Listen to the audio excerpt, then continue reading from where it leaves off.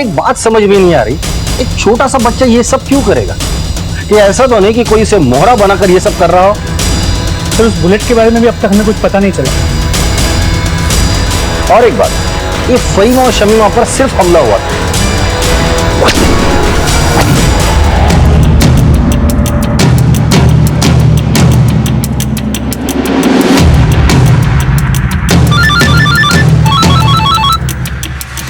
हाँ बोल।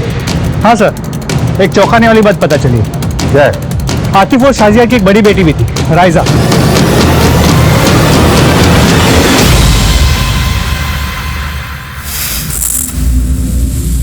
जी साहब। कहाँ है वो? उसका इंतकाल हो गया साहब। कैसे? मैं बताऊं? उसकी भी शादी 14 साल की उम्र में की थी। वो प्रेग्नेंट थी और उसी में उसकी मौत हो गई। शर्म आनी चाहिए तुम लोगों को। किससे शादी की थी उसकी? फहीम कुल्फी वाले से साहब।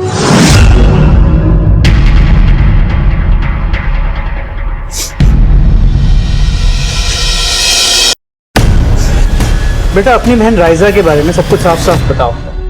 मेरी अम्मी अब्बू ने मेरी बहन राइजा की शादी कुल्फी वाले फहीम से करवा दी थी जब वो सिर्फ 12 साल की थी, और 10 महीने पहले जब वो 14 साल की हुई तो मेरी बच्ची सब ठीक होगा, अल्लाह सब ठीक करेगा। रायदा बस थोड़ी सी हिम्मत और।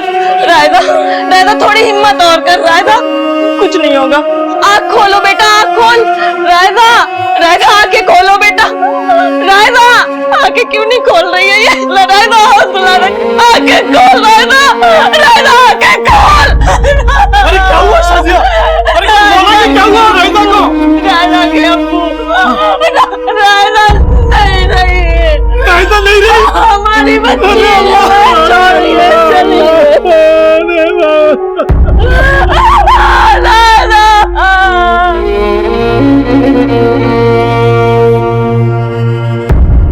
राइजा को क्या हुआ? अल्लाह को प्यारी हो गई। मौसम से बहुत छोटी थी। मेरे लिए नहीं थी। अरे इतना मार लगा है, यहाँ क्यों लेके आए हैं? और मेरा हाथ भी टूटा है, सर में भी चोट लगा है, फिर भी ले आए इधर। अरे हॉस्पिटल में रखते। साहब चुप, हमको यहाँ क्यों लेके आए? अरे नाबालिग लड़की के साथ शादी, उसे प्रेग्नेंट किया, उसे मार डाल। तेरी ये हालत नहीं होती ना, हड्डी पसली एक कर देता मैं। साहब इसमें हमारी क्या गलती है? अब सरकार हम गरीबों की मदद नहीं करेगी, हॉस्पिटल में इलाज नहीं करवाएगी, तो हम क्या करेंगे? अरे 12 साल की लड़की के साथ शादी तू करेगा, प्रेग्नेंट तू करेगा, और इलाज सरकार करेगी? एक बार ठीक हो जा, फिर तेरी धुलाई में सरकारी खर्चे से करवाता हूँ। साहब बात तो सुनिए हमारी। अरे सुनिए ना। कुल्फी वाला फहीम और शादाब भले ही इस केस में पहले विक्टिम बनकर सामने आए, लेकिन जब पुलिस ने उनका इतिहास खंगाला तो पता चला कि उनका संबंध ऐसे अपराधों से जुड़ा था जो बेहद क्रूर और अमानवीय थे। फहीम आतिफ और शाजिया को चाइल्ड मैरिज करने और करवाने का एक्यूज मानकर उनके खिलाफ चार्जशीट बना दी गई, लेकिन इस अपराध के चौथे एक्यूज शादाब की अब हत्या हो चुकी थी। लेकिन उसकी हत्या क्यों हुई, किसने की, यह अब तक रहस्य बना हुआ था। क्या ये बुलेट अपराधियों को सबक सिखाने वाला कोई मसीहा था? और इस बुलेट का बच्चों से क्या संबंध था? और बशर अब तक कहां था?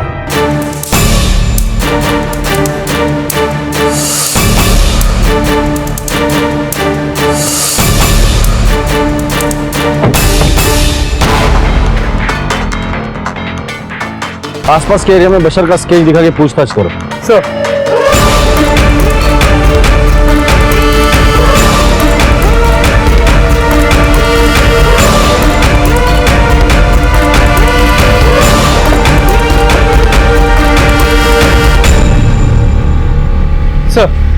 बशर के पोस्टर को आसपास के सभी थानों में और सभी एरियाज में सर्कुलेट किया, लेकिन कहीं से भी कोई लीड नहीं मिली। शिंदे, मुझे लगता है कि कोचिंग क्लास के टीचर से हमें बात करनी चाहिए, कोई ना कोई लीड तो जरूर मिल जाए। अपने बात मानो। एक प्लीज। नहीं एक और। नहीं सारी बात में एक और। कौन दो? अपने हटा लो। पक्का?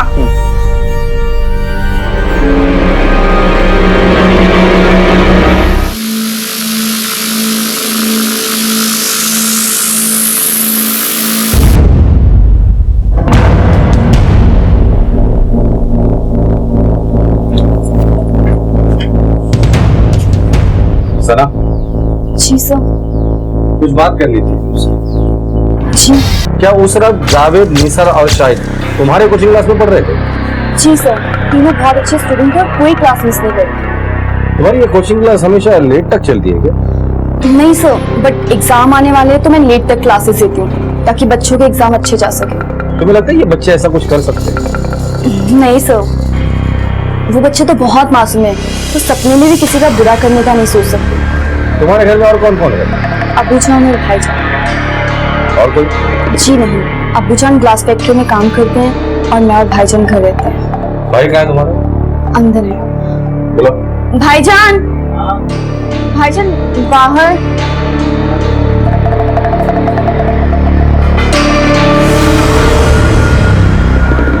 तुम कॉलेज वाले नहीं जाती क्या?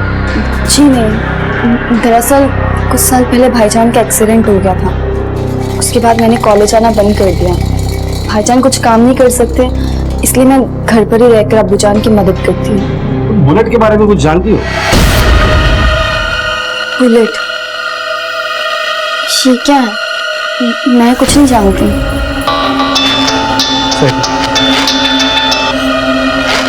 हेलो, क्या? ठीक है सर, डंपिंग यार्ड के पास एक सर कटी लाश मिली। चलो।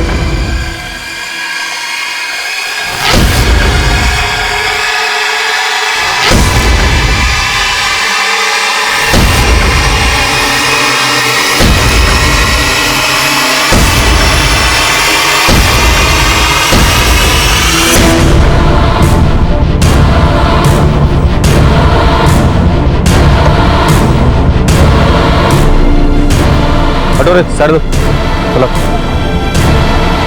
आसपास देखो, कुछ मिलता है क्या? सर। शिंदे, चेक करो।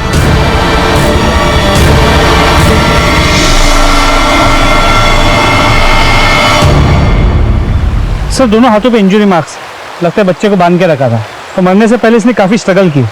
आसपास कोई खून का निशान नहीं है, इसका मतलब इसे कहीं और मारा गया और फिर लाश को यहाँ फेंका गया है।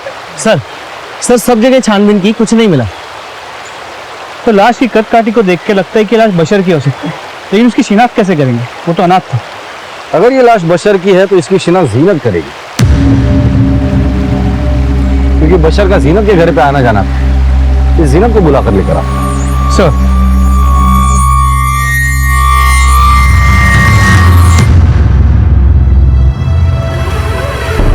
जीनत, जब एक बच्चे की लाश मिले जिसका सिर नहीं है और हमें शक है कि वो लाश बशर की है, क्या बशर की बॉडी पर कोई ऐसा निशान था जिसे देखकर आप बता सकती है कि लाश बशर की है या नहीं? सर मैं कोशिश कर सकती हूँ, क्या मैं उसका हाथ देख सकती हूँ? जी।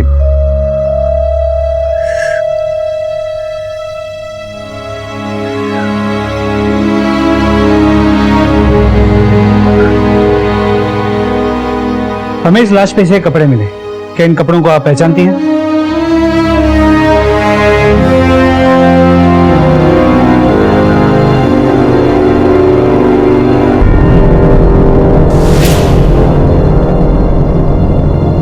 अरे बशर बेटा, अच्छा। मैं समझ गई, भूख लगी है ना? आजा, मैंने शाहिद के लिए सवैया बनाई है, तू भी खा ले, बैठ। हाँ था, कब से ढूंढ रहा था, मैं क्लास भी जाके आ गया। ये ले बेटा, खा ले सो। अरे बशर बेटा, तेरा शर्ट तो फट गया है, मैंने ना तेरे लिए नया कुर्ता सिलाया, अभी लेके आ। बहुत मस्त है, तुझे बहुत अच्छा लगेगा। ये देख, अच्छा है ना?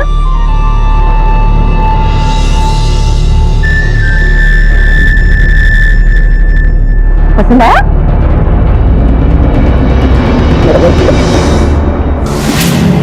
कुछ दिन पहले मैंने ये कुर्ता खुद बशर के लिए सिलाया था। मेरी आपसे एक गुजारिश है, ये बात आप शाहिद को मत बताइएगा, सर उसे बहुत दुख होगा। मैं नहीं चाहती कि उसे कोई सदमा लगे। माफ कीजिए जीनत जी, पर मैं ऐसा नहीं कर सकता। बशर शाहिद के सबसे करीब था, इस सिलसिले में शाहिद से भी मुझे पूछताछ करनी ही पड़ेगी। हालांकि बॉडी का डीएनए मैच करना मुमकिन नहीं था क्योंकि बशर अनाथ था, लेकिन जीनत के बयान के आधार पर यह माना जा रहा था कि जिस बच्चे की लाश पुलिस को मिली थी वो बशर ही था। सवाल खड़े कर रही थी कि क्या बशर की हत्या इसलिए हुई थी क्योंकि वो बुलेट गैंग से जुड़े राज जानता था, या फिर बशर खुद बुलेट गैंग का हिस्सा था और उसकी हत्या इसलिए हुई थी ताकि पुलिस इस गैंग के बाकी लोगों तक ना पहुंच पाए। लेकिन बशर के अलावा क्या बुलेट गैंग का शाहिद, निसार और जावेद के साथ भी कोई कनेक्शन था?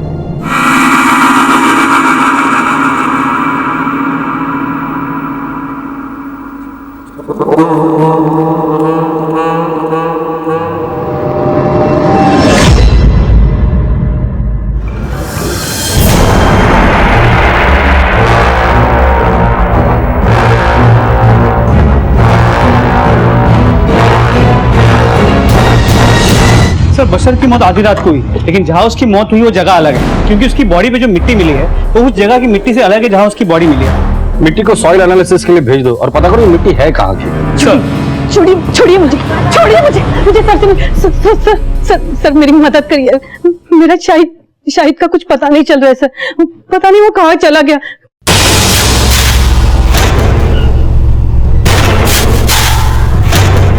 खुदा के लिए मेरे शाहिद को ढूंढिए। कब से गायब है वो? करीबन कल शाम से 4-5 बजे से। कल शाम से वो गायब है और आज आप कंप्लेंट लिखाने आई है? सर मैं डर चुकी थी सर, बहुत परेशान थी सर, मुझे समझ में नहीं आ रहा था मैं क्या करूं। मैंने उसे सब जगह ढूंढा सर, वो कहीं नहीं मिला तो मैं आपके पास आ गई। शाहिद के डिटेल्स आप बाहर लिखवा दीजिए, हम उसे ढूंढने की कोशिश करें। जी शुक्रिया सर।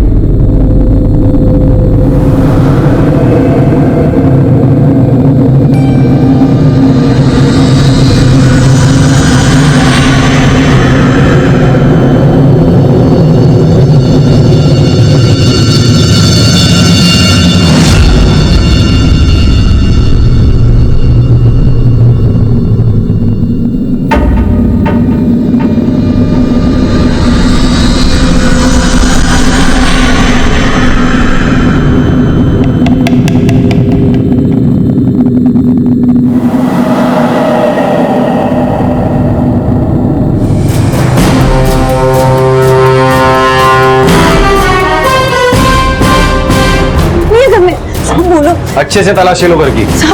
सब कुछ नहीं है, क्या ढूंढ रहे हो आप लोग? मैडम यहाँ पे कुछ नहीं है। सर ये देखिए शाहिद की किताब में क्या मिला। मेरी प्यारी सना, मैं तुमसे बहुत प्यार करता हूँ। मैं जब भी तुम्हें देखता हूँ पता नहीं कहाँ खो जाता हूँ। मैं तुम्हारे लिए कुछ भी कर सकता हूँ। तुम्हारी खुशी में ही मेरी खुशी है। देखना एक दिन मैं तुम्हें अपना बना कर ही रहूंगा। तुम्हारा शाहिद। क्या है ये सब?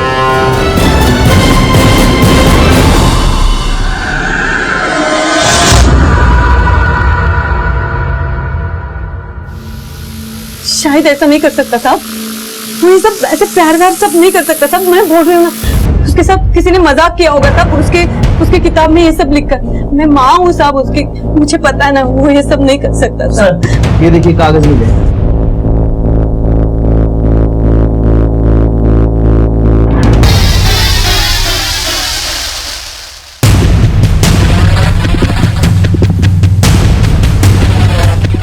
ये क्या है? पता नहीं सब, मैं नहीं जानती है क्या है। शिंदे, इन कागज के टुकड़ों को जोड़ो। जैसे जैसे ये टुकड़े जुड़ते जाएंगे इस केस की कड़ियां भी जुड़ती जाएंगी। सुनिए ना सब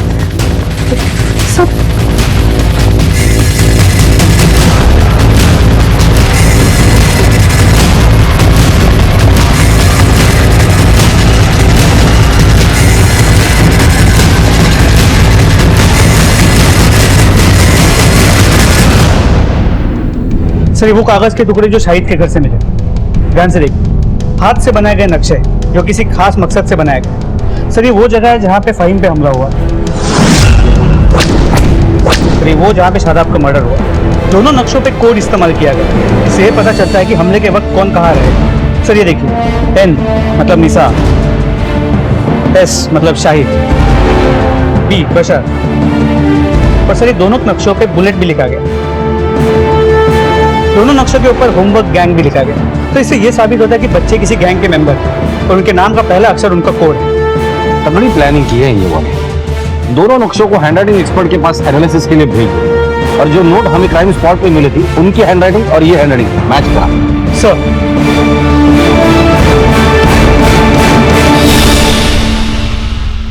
ये क्या है? ये वही कागज के टुकड़े जो तुम्हारे घर से मिले थे, जिन्हें जोड़कर ये नक्शा तैयार हुआ है, और ये नक्शा बनाकर ही दो लोगों पर हमला किया गया, और ये हैंडराइटिंग शाहिद की है। अब क्या बोलना है आपको? सब आप ऐसे कैसे मेरी शाहिद पे इल्जाम लगा सकते हैं? जीनत, अभी तक तो तुमने हमें कुछ बताया ही नहीं कि ऐसा तो नहीं कि तुम्हें सब कुछ पता था और शाहिद को बचाने के लिए तुम हमसे झूठ बोल रही हो। नहीं साहब, खुदा की कसम इस बारे में मुझे कोई मालूमात नहीं है साहब।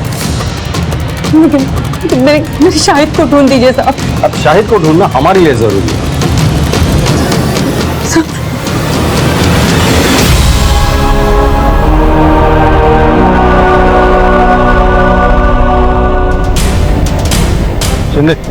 जीनत के कॉल रिकॉर्ड निकालो और नजर रखो उस पर।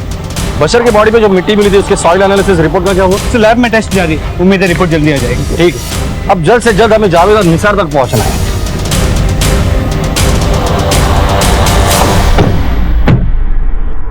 शाहिद के कमरे से बरामद हुए कागज के टुकड़े जब जोड़े गए तब यह साफ हो गया कि बुलेट गैंग का कनेक्शन सिर्फ शाहिद से ही नहीं बल्कि जावेद और निसार से भी हो सकता है। लेकिन पुलिस इस बुलेट गैंग के बनने के मकसद और इसे बनाने वाले मास्टरमाइंड से अब तक बेखबर थी। लेकिन निसार और जावेद से पूछताछ करके इस गैंग से जुड़े हर राज को उगलवाने की कोशिश की जा रही थी।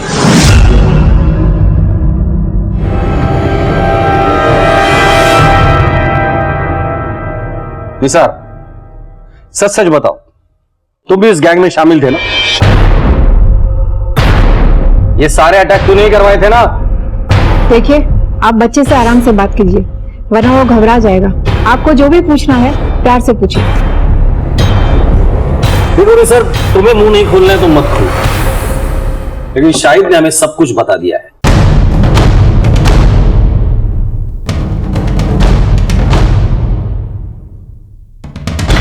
अगर तुम अपना मुंह खोलोगे तो हो सकता है कि हम तुम्हारी मदद करें।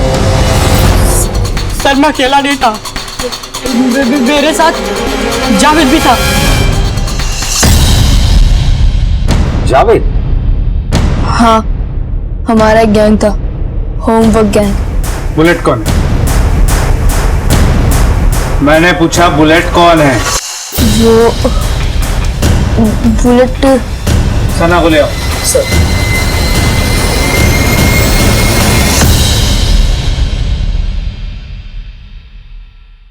सर मैम के भाई का उस गैर कानूनी पटाखे की फैक्ट्री में उठ गया था। तभी से उन्होंने ठान लिया था कि जो भी बड़े लोग हैं, जो भी उल्टे सीधे काम करते हैं, उनसे वो बदला लेकर रहेंगी। वो तो ये सोचती है कि जैसे वो अपने भाई को इस लाचारी की जिंदगी से नहीं बचा पाई, ऐसा वो किसी और दूसरे बच्चे के साथ नहीं होने देगी। सर 1 साल पहले मैंने उन्हें अपनी बहन रईजा के बारे में बताया। सर उन्हें बहुत दुख हुआ था। क्या हुआ निसार, कुछ प्रॉब्लम है क्या? मैं काफी दिनों से देख रही हूँ तुम्हारा पढ़ाई पे ध्यान नहीं है। अगर कोई प्रॉब्लम है तो मुझे बताओ, मैं सॉल्व कर दूंगी। साला मैं मेरी अम्मी अब्बू ने मेरी बहन रायसा की शादी उस कुल्फी वाले से कर दी थी जब वो सिर्फ 12 साल की थी, और 14 साल की उम्र में वो बच्चा पैदा करते करते मर गई। और अब वो लोग मेरी बहन सानी की शादी भी करवाना चाहते हैं। जावेद के अब्बू शादाब की। अच्छी जोड़ी रहेगी हमारी, तुम्हारा सारा कर्ज माफ, बस निकाह हो जाने। ये क्या बकवास है और वो ऐसा कैसे कर सकते हैं? हमें उन्हें रोकना ही होगा। हम उन्हें नहीं रोक सकते क्योंकि जावेद के अब्बू बहुत जालिम है। इसके बाप को तो सबक सिखाना ही होगा। और इस बारे में सना मैम ने हेडमिस्ट्रेस से बात भी की थी। तो सना मैम को लगता था कि वो पढ़ी लिखी है, शायद हमारी कुछ मदद कर पाएगी। वो हमारे टीचर है ना, इसीलिए हम उनसे मदद मांगने गए थे। ये मसला मैडम, निसार की बहन को आपकी मदद की जरूरत है। अगर आपने हेल्प नहीं की तो उसका भी वही हाल होगा जो रायसा का हुआ। तो इसमें मैं क्या कर सकती हूँ? इस सब से मेरा कोई मतलब नहीं है और मैंने किसी की जिम्मेदारियां नहीं ली है। देखो, आई एम वेरी बिजी, तुम लोग जाओ यहाँ से। पर मैम मेरी बात तो सुनिए। I said get out. Nisar तुम टेंशन मत लो, तुम्हारी बहन को कुछ भी नहीं होगा, मैं वादा करती हूँ। आपने हमसे झूठ क्यों बोला था? यस सर, आई एक्सेप्ट कि मैंने आपसे झूठ बोला था, लेकिन हकीकत तो ये है कि मेरा इन सब से क्या लेना देना है। तो तुम्हारे होमवर्क गैंग का पहला निशाना फहीम कुल्फी वाला बना, बराबर? हाँ सर, हाँ, हमारी गैंग का पहला निशाना फहीम कुल्फी वाला बना। सर जब रात को वो कुल्फी बेचकर अपने घर जा रहा था तो हमने उसका रास्ता रोका और उसे लातों घूसों ढूंढ से बहुत पीटा। सर हम सबको यही लगता था कि जितने भी बड़े लोग हैं सब कुछ गलत कर रहे हैं, इसलिए सना मैम ने हम सब बच्चों को इकट्ठा किया और एक गैंग बनाई, होमवर्क गैंग। बस अब बहुत हुआ। अरे इन सबको सबक सिखाना ही पड़ेगा। हमारी जिंदगी कोई खिलौना नहीं जो जब चाहे आके कोई खेल जाए। और ये लड़का कौन है? मैम ये मेरा दोस्त है शाहिद, इसे भी ग्रुप ज्वाइन करना है आपका। क्यों है ना? क्यों मदद करेगा ना हमारी? अरे वो हेल्प करेगा ना, देखा। सना मैम क्यों ना हम अपनी गैंग का नाम होमवर्क गैंग रखें? हाँ होमवर्क गैंग। और आपका नाम बुलेट, बुलेट ठीक है। क्योंकि आप जो भी बात कहना चाहती है वो इंसान को सीधा बुलेट की तरह लगनी चाहिए। उसे ऐसी बात समझ आए कि फिर दोबारा वो ऐसी गलती कभी ना करे, है ना? हाँ ठीक है, मेरा नाम बुलेट और हमारी गैंग का नाम होमवर्क। ऐसा है तो दो हाथ। चलो अब अपन अपना काम बांट लेते हैं। निसार तेरा काम है सब पर नजर रखना और इंफॉर्मेशन लेना, और जावेद तेरा काम है वो सारा सामान इकट्ठा करना जो भी मिशन में यूज होगा, ठीक है? और शाहिद तेरा काम है मिशन की प्लानिंग करना, नक्शे बनाना, ठीक है? और इसीलिए तुम्हारा अगला निशाना तुम्हारी हेड मिस्ट्रेस बनी। हाँ। अब ये बताओ कि शाहिद ने तुम्हारा गैंग क्यों ज्वाइन किया? सर वो चाहकर भी मना नहीं कर सकता था क्योंकि वो सना मैम से प्यार करता था। उन्हें इम्प्रेस करने के लिए वो कुछ भी कर सकता था। और तुम्हारी वजह क्या थी गैंग ज्वाइन करने की? मैं अपने बाप से नफरत करता था। हाँ ठीक है ठीक। बुढ़ी लेके आया, कहीं ना कहीं मुझे अपना गुस्सा निकालना ही था, इसीलिए सोचा कि इसी बहाने लोगों को सही रास्ते पे ले आऊंगा। जावेद और निसार के बयान से यह साफ था कि इस गैंग का निर्माण सना द्वारा किया गया था, लेकिन जावेद, निसार और शाहिद को ट्यूशन क्लासेस देने वाली सना इन बच्चों को यह बदले का पाठ क्यों पढ़ा रही थी? फहीम, शमीमा और शादाब ने जो किया वो माफी के काबिल नहीं है, लेकिन सना भी बच्चों के भविष्य के साथ खिलवाड़ कर रही थी। पढ़ने लिखने वाले बच्चों को इस कदर बरगलाया गया था कि वो सना के इशारे पर हिंसा करने पर उतारू हो गए थे। क्या बुलेट गैंग बनाने के पीछे सना का कोई और मकसद भी था?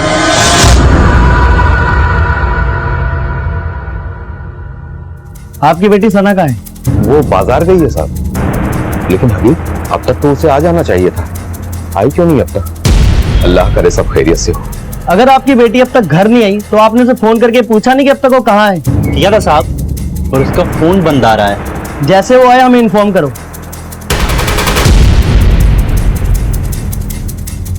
ये ऐसा तो नहीं कि सना इसलिए भाग गई है क्योंकि उसे पता चल गया था कि हम लोग उसके पहुंचने वाले हैं। तो सना के घर के आसपास पूछताछ की, सभी का कहना है कि वो सीधी सारी और अच्छी लड़की है, सब उसे पसंद करते थे। लेकिन बच्चों की बात माने तो सना ही बुलेट थी। उसने गैंग ही बच्चों के लिए शुरू की थी।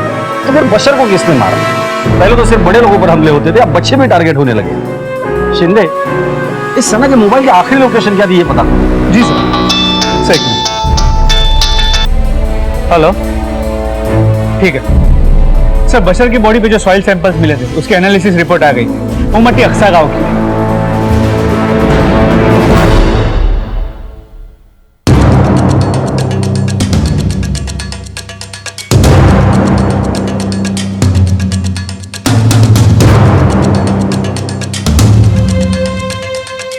समझ में नहीं आ रहा है क्या चल रहा है। हो सकता है कि बच्चों को फहीम और शमीमा ने गायब किया हो, लेकिन सर वो दोनों तो जेल में हैं। लेकिन जेल में रहकर वो किसी और से भी तो ये काम करवा सकते हैं।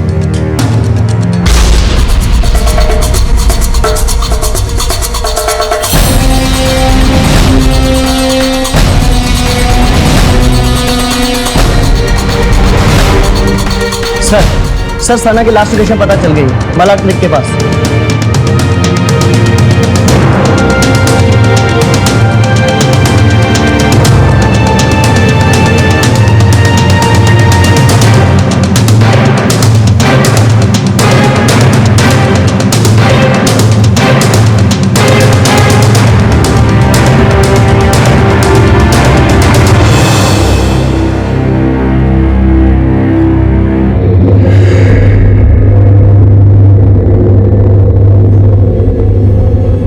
सर मल्टीपल स्टैबिंग का केस। आसपास कहीं मर्डर वेपन मिलता है क्या देखो। सर ये तो एक ट्यूशन टीचर थी, गरीब बच्चों को पढ़ाती थी। बाप कांच की फैक्ट्री में काम करता है, भाई को हाथ नहीं। सर ऐसी लड़की को कोई क्यों मारे? हो सकता है इस केस से जुड़ा कोई तो राज सना के पास था, और कोई तो है जो नहीं चाहता था कि सना वो राज हम तक पहुंचाए। ऐसा कौन हो सकता है? वो जो कोई भी है बहुत ही जल्द हमारे गिरफ्त में होगा। बॉडी को पोस्टमार्टम के लिए भेज दो। सर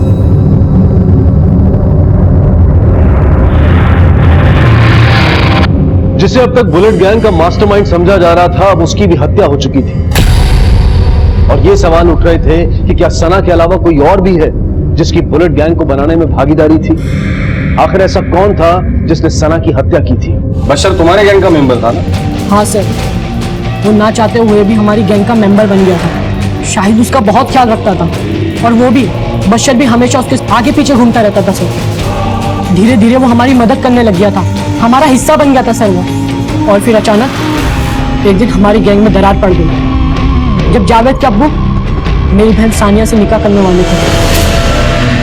सब पता चल गया मुझे जावेद, तेरा अब्बू मेरी बहन से शादी करना चाहते हैं ना। ये सब कुछ गलत है, हमें उन्हें सबक सिखाना होगा। देख निसार, एक लफ्ज भी मेरे अब्बू के खिलाफ कहा ना तो मुझसे बुरा कोई नहीं होगा। देख जावेद, सना मैम ने क्या कहा था? हमारी गैंग का उसूल ये है, अगर कोई बड़ा गलती करता है तो उसे सजा जरूर मिलनी चाहिए। और जो मेरी बहन के साथ हो रहा है ना, सब गलत है। लेकिन मैं अपने अब्बू के साथ कुछ गलत होने नहीं दूंगा। तेरा अब्बू गलत है। नहीं यार, क्या है? पागलों की तरह लड़ रहे हो? एक बार बोला ना, रूल सबके लिए सेम है, मतलब सेम है। लेकिन वो मेरे अब्बू है और उन्हें कोई कुछ नहीं कहेगा। मेरी बात ध्यान से ठंडे दिमाग से सुन। जब हमारी गैंग बनी थी तो ये भी रूल बना था, चाहे वो कोई अपना भी हो उसके लिए सेम रूल होंगे। And rules are rule. तो वो मेरे अब्बू है और मेरे रहते उन्हें कोई कुछ नहीं कर सकता, समझे तुम लोग? वो जावेद हम लोगों के इसलिए खिलाफ था क्योंकि वो डरता था अगर उसके अब्बू को कुछ हो गया तो उसका और उसकी अम्मी का क्या होगा। तुम लोगों ने शादाब को क्यों मारा? नहीं सर, हमने उन्हें नहीं मारा। जब हम उन्हें पीट रहे थे तो बशर ने हमें सीटी देकर इशारा किया कि जावेद आ रहा है, और हम वहां से भाग निकले। हमें डर था कि कहीं उसने अपनी अम्मी या फिर किसी और को ना बता दिया हो, कहीं हम पकड़े ना जाए, इसलिए हम वहां से भाग गए सर। अच्छा, नाफिया ने हमसे झूठ क्यों कहा कि जावेद उसके साथ था?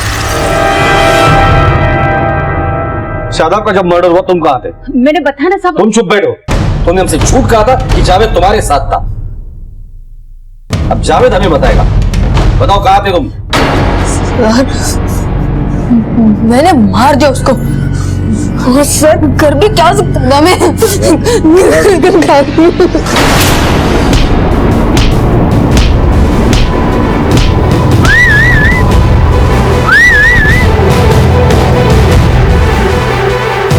अब्बू अब्बू अब्बू। और फिर मुझे कुछ समझ नहीं आया, इसलिए एक नोट पे कुछ लिख दिया और वहां से भाग गया। और तुम्हें ये सब पहले से ही पता था ना? जावेद ने मुझे आकर सब बता दिया था। अब्बू को मार दिया। ये क्या बोल रहा है तू पागल की तरह? सच बोल रहा हूँ मम्मी।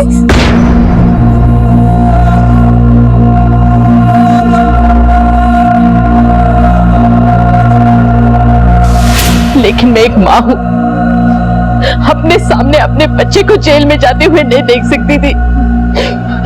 शाहिद का है, और सना और बशर को क्यों मारा? मैं एक माँ हूँ, अपने सामने अपने बच्चे को जेल में जाते हुए नहीं देख सकती थी। शाहिद और बशर को क्यों मारा? सर मुझे नहीं पता वो कहाँ है। मुझे सच में नहीं पता वो कहाँ है। तुम्हारी बेटी ने बच्चों को इकट्ठा करके गैंग तैयार किया, लोगों को मारा पीटा, यहाँ तक कि मर्डर भी किया। मुझे ख्याल गुमान में अंदाजा नहीं है कि सना भी ऐसा कर सकती है। हाँ, आपको वो गलत फहमी है साहब। अब आप यकीन मानिए साहब, सना ऐसा कर ही नहीं सकती है। शादाब का मर्डर केस तो सॉल्व हो गया, लेकिन अभी बहुत काम बाकी है। जावेद और निसार को नहीं पता कि शाहिद कहाँ है। मुझे तो ये भी नहीं पता कि बशर और सना को किसने मारा। जावेद को शादाब मर्डर केस में अरेस्ट करो और जुवेनाइल कस्टडी में भेज दो, और वो नाफिया उसे भी अरेस्ट करो। पुलिस इन्वेस्टिगेशन में उसने रुकावट डाली। सर, सना की पोस्टमार्टम रिपोर्ट, इसके मुताबिक उसका मर्डर एक लोहे की धारदार हथियार के साथ किया गया है। मौत का कारण है एक्सेसिव ब्लीडिंग और शॉक। बशर का मर्डर गला काट के किया गया है, तो सना को धारदार हथियार से मारा गया है। ये दोनों मर्डर्स बहुत ही बेरहमी से किए गए। हो ना हो, इन दोनों मर्डर्स के बीच कोई ना कोई तो कनेक्शन जरूर है। बस हमें ये पता लगाना है कि वो कनेक्शन क्या है। सर, हमें यह भी नहीं पता कि शाहिद कहाँ है, किस हाल में। हो सकता है इन दोनों मर्डर्स में शाहिद का हाथ। ऐसा भी हो सकता है। मुझे तो लगता है कि इस केस की इन्वेस्टिगेशन हमें दूसरे एंगल से करनी चाहिए।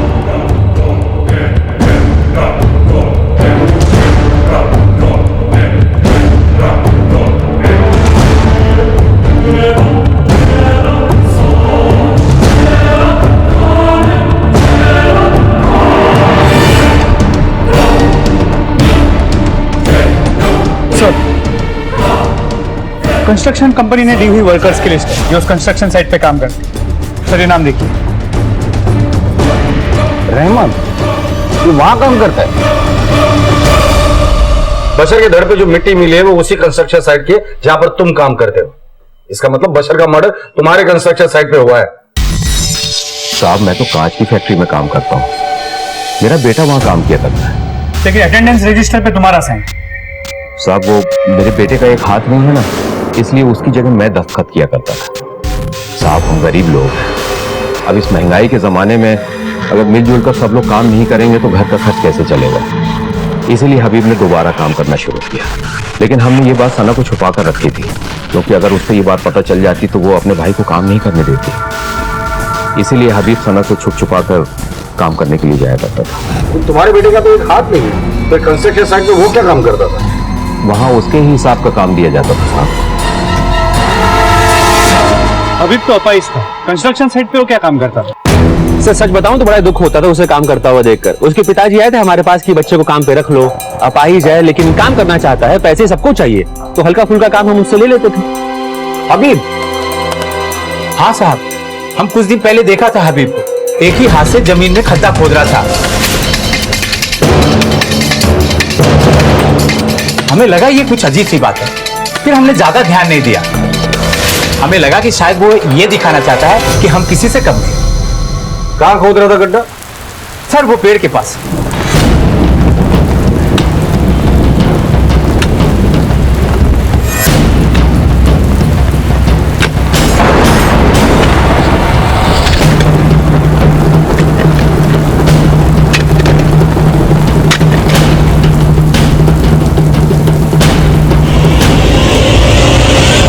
बशर?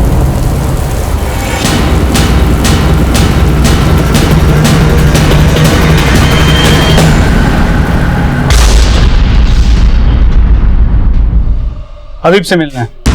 वो तो घर पर नहीं है। कहाँ गया? क्या पता कहीं गया होगा इधर उधर। उसका नंबर दीजिए। नंबर लो।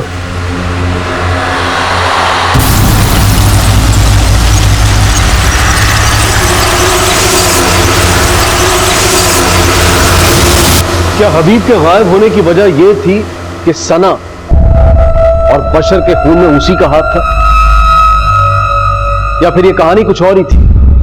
पुलिस के लिए केस दिन ब दिन एक उलझन बनता जा रहा था। रॉबरी केस की अगली सुनवाई कब है? 28 तारीख। सर, हबीब की फोन डिटेल आ गई। उसका फोन अभी चालू है, किसी धारावाली गांव में है।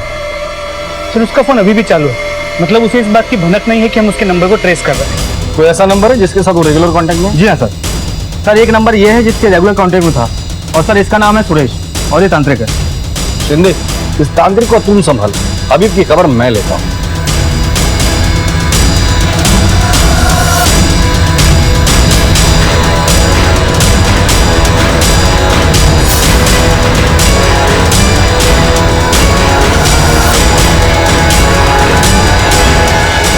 ओम ओम ह्रीं ह्रीं ठम ठम दक्षिणे कालके नमः स्वाहा। ओम क्रीं क्रीं क्रीं ओम ओम ह्रीं ह्रीं ठम ठम दक्षिणे कालके नमः स्वाहा। ओम क्रीं क्रीं। क्या नाटक लगा रखा है? मैं मंत्रों का जाप करके सिद्धि प्राप्त कर रहा हूं। बकवास बंद करो। हबीब का है? मैं किसी हबीब को नहीं जानता। देखो इतना तो हमें पक्का पता है तुम हबीब से मिलते थे। बताओ हबीब कहाँ है? मैं जब हबीब को जानता नहीं तो कहां से मिलूंगा? अगर हबीब को जानते नहीं हो तो दिन में 10-10 बार फोन पे क्यों बात करते? साहब मेरे पास कोई फोन ही नहीं है। फोन नहीं है ना। अशोक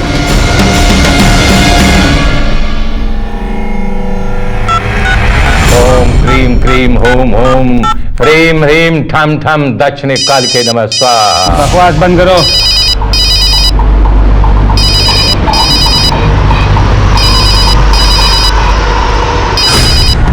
सर ये देखिए। अरे ये किसका फोन है? मैं बताता हूँ। मैं भस्म कर दूंगा, ले चलो इसे, जला डालूंगा।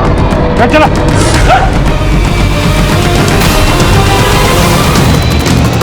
और इसे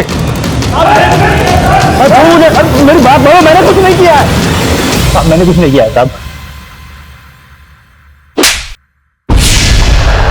हमें अंदाजा नहीं था इस कांड के पीछे तू होगा। ले चलो इसे। शाहिद शाहिद शाहिद बैठ। शिंदे फौरन यहाँ के एम्बुलेंस भेज दो। अरे मेरा क्या कसूर था जो उस पटाखे की फैक्ट्री के ब्लास्ट में मेरा हाथ उड़ गया? मुझे अंदर अंदर घुटन होती थी। मैं सोचता था कि आम जिंदगी क्यों नहीं जी सकता हूं। मैं जानता था कि मैं कुछ नहीं बदल सकता हूं। मुझे इस बात का अंदाजा था।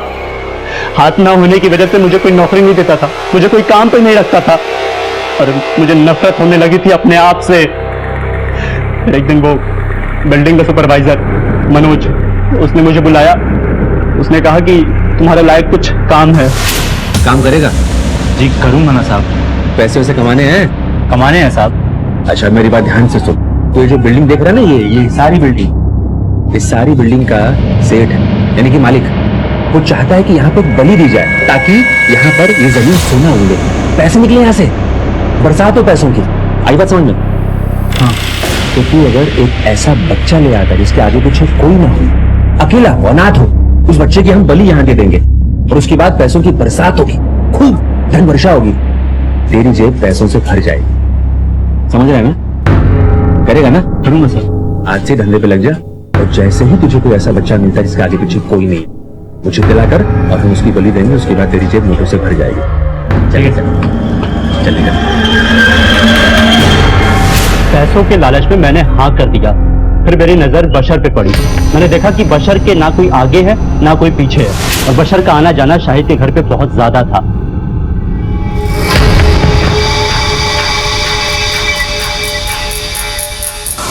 मुझे ये भी पता चला कि शाहिद मेरी बहन को बहुत चाहता है, उसका दीवाना है, उसको प्यार करता है। जिस दिन मैं बहुत बड़ा आदमी बन जाऊंगा ना, उस दिन ये क्वीन और ये पूरी दुनिया दोनों ना मेरी मुट्ठी में होगी।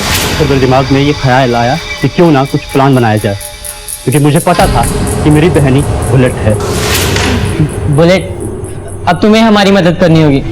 बशर बहुत घबराया हुआ है और पुलिस भी इसके पीछे पड़ी है और पुलिस को भी इस पे शक है और अगर ये पकड़ा गया ना तो हम में से कोई नहीं बचेगा। ये सब बर्बाद हो जाएगा। अब तुम ही बताओ बशर क्या करें? मैंने कहा ना टेंशन लेने की जरूरत नहीं है, मैं देखूंगी मुझे क्या करना है। सब इसकी लापरवाही की वजह से हुआ है। शायद तुम इतनी बड़ी गलती कैसे कर सकते हो? मैंने मना किया था ना इसको गैंग में मत लो, फिर भी तुमने लिया। अब देखना पुलिस को जब पता चलेगा तो हम सब फंसेंगे। शाहिद सना को बहुत चाहता था और जब ये बात मुझे पता चली तो मैंने सोचा क्यों ना शाहिद को सही समय पर इस्तेमाल किया जाए। उसने मुझसे कहा कि उसे पता है कि सना ही बुलेट है और वो हमारी मदद करना चाहता है। देख भाई शाहिद, मैं जानता हूँ कि तू सना को बहुत चाहता है, तेरी आंखों में दिखता है वो, लेकिन सना तुझे नहीं चाहती है। हाँ मेरे पास एक तरीका है, अगर तू मेरे बताए रास्ते पे चलेगा तो सब कुछ तेरे हाथ में हो जाएगा। सना भी तुझसे मोहब्बत करेगी। बोल, करेगा? उसने मुझे बताया कि उसे प्लान के लिए बशर की जरूरत है और मैंने बशर को उसके साथ जाने के लिए मना लिया। तू घबरा मत, मुझ पर यकीन है ना? तो जिस तरह मुझ पर यकीन है इन पे भी कर। हम दोनों का मकसद एक ही है, जा इनके साथ।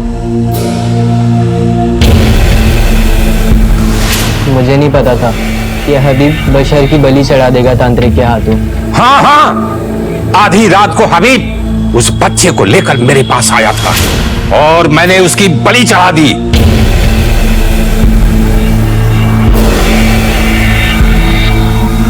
कंस्ट्रक्शन वाली बिल्डिंग की जगह उसकी नींव में उसका सर दफन कर दी और उसका शरीर किसी दूसरी जगह फिकवा दिया। जब बशर की लाश बरामद हुई और ये बात शाहिद को पता चली तो वो डर गया, भाग निकला। हमने शाहिद को बहुत खोजा, वो नहीं मिला। फिर एक दिन मैंने और सुरेश ने उसे पकड़ लिया। कितने अफसोस की बात है, तुम्हारी बहन ने जिस वजह से गैंग शुरू की थी उसकी पहली वजह तुम थे, क्योंकि उसे लगा कि तुम्हारे साथ नाइंसाफी हुई, किसी और के साथ नाइंसाफी ना हो, इसलिए उसने बच्चों का साथ दिया और तुमने उसे ही मार डाला। क्यों मारा अपनी बहन को? नहीं साहब, मैंने नहीं मारा साहब। साहब मेरा यकीन करिए साहब, मैंने नहीं मारा है सना को। तू ऐसे नहीं मुझे जादू, इसे अच्छे से पूछताछ कर। साहब मेरी बात मानो साहब, साहब मैंने उसे नहीं मारा है साहब। पुलिस की सख्त पूछताछ के बावजूद भी हबीब अपने बयान पर कायम रहा। अगर हबीब ने सना का मर्डर नहीं किया था तो फिर किसने की थी सना की हत्या और क्यों? और बुलेट गैंग का क्या राज था? ये हबीब मुंह नहीं खोल रहे।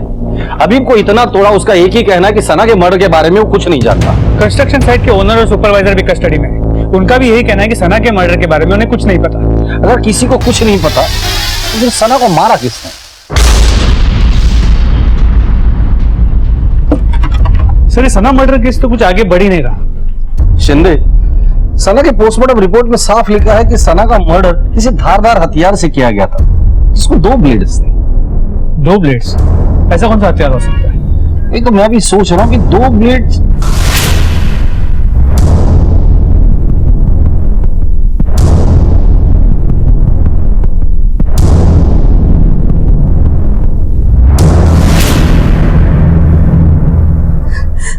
हम यहाँ नहीं रहेंगे, अपने गांव चले जाएंगे। संभाल के बेटा, संभाल के। या अल्लाह, ये सब क्या हो रहा है? अपने बच्चे का भविष्य बनाने हम यहाँ आए थे और इस जगह ने तो हमें बर्बाद ही कर दिया। संभाल के बेटा। इंस्पेक्टर साहब, शायद तुमने और तुम्हारे दोस्तों ने जो किया वो गलत था। बशर के मर्डर केस में तुम भी इन्वॉल्व, इसलिए जुवेनाइल कस्टडी लेकर जाने के लिए हम लोग आए हैं। अशोक, मेरे बच्चे नहीं बचा।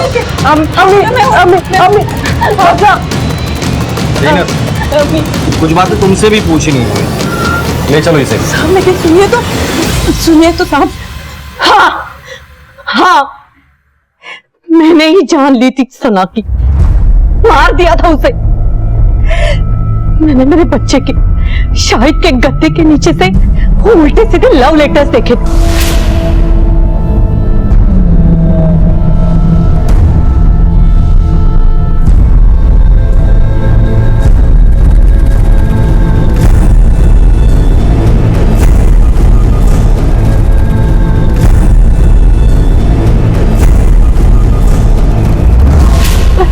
मेरे बेटे की जिंदगी उसने गुमराह करके रखा था उसे। मैंने ही गुस्से में आकर वो पेपर फाड़ दिए थे। मैंने वो नक्शे भी देख लिए थे और मुझे पता था कि सना ही बुलेट है। फिर मैंने उसे खाड़ी के पास बुलाया था मिलने के लिए।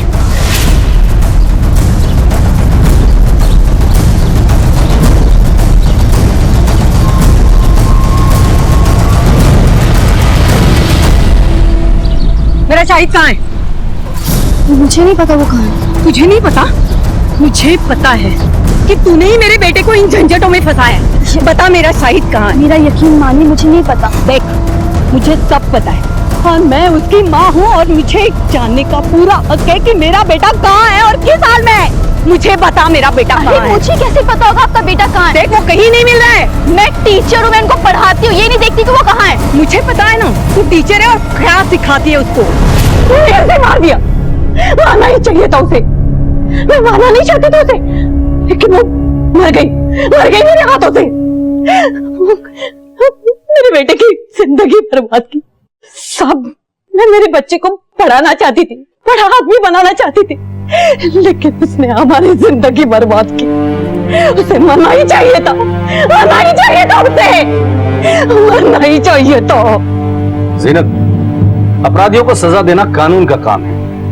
माना कि तुमने ये सब अपने बेटे की खुशी और उसके उज्जवल भविष्य के लिए किया, लेकिन जब तुम्हें वो लेटर्स और नक्शे मिले थे तब तुम्हें पुलिस के पास आना चाहिए, पर तुमने ऐसा नहीं किया। तो तुम्हारी इसी गलती की वजह से तुम्हारा और तुम्हारे बेटे का भविष्य बर्बाद हो गया। तुम्हारा बेटा कुछ सालों के बाद जुवेनाइल कस्टडी से छूट जाएगा, लेकिन तुम जिंदगी भर जेल में सड़ोगी।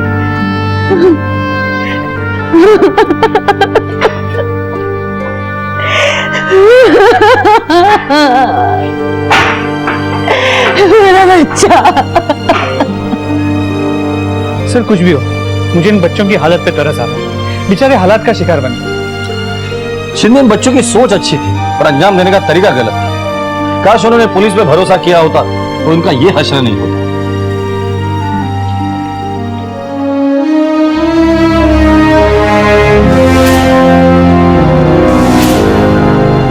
माफ कर दो अम्मी, अगली बार आपको शिकायत का बिल्कुल मौका नहीं दूंगा।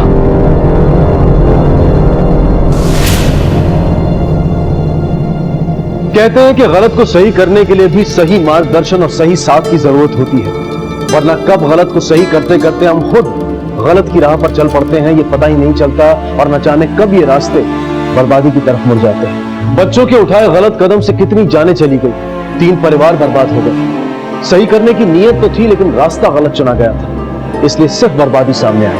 बदले की भावना इंसान के अंदर बने घावों को कभी सूखने नहीं देती, और एक दिन ये नासूर लावा बनकर फट पड़ता है और अपने साथ साथ बहुत कुछ जलाकर राख कर देता है। गलत तरीके से किया जाने वाला सही काम भी हमेशा खुशी नहीं देता है, और इससे होने वाला नुकसान भी किसी पैमाइश में नहीं आता। याद रखिए, हमारा दिमाग एक भट्टी की तरह से है जो हर समय अपने विचारों की ऊर्जा से गर्म रहता है। अब ये हम पर निर्भर करता है कि हम उस ऊर्जा का इस्तेमाल सही काम के लिए करना चाहते हैं या फिर गलत काम के लिए। देखते हैं हमारे आज के एपिसोड की दूसरी कहानी। आपसे हम जब अफसर बन जाएंगे ना तो आपको हाथ गाड़ी खींचने की कोई जरूरत नहीं होगी। अरे हम अपनी बिटिया के साथ गाड़ी में ऐसे बैठ के जाएंगे।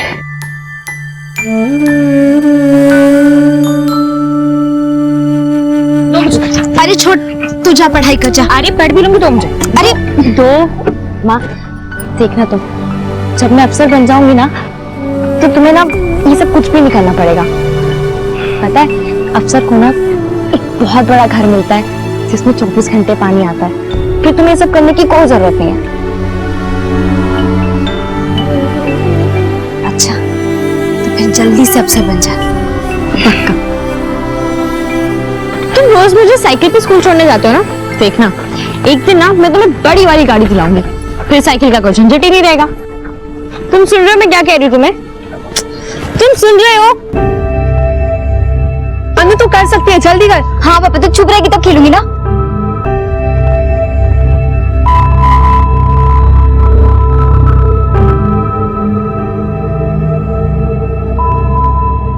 ये कोबर भी ना कह रही थी अभी आ जाएगी खेलने, अभी तक नहीं आई।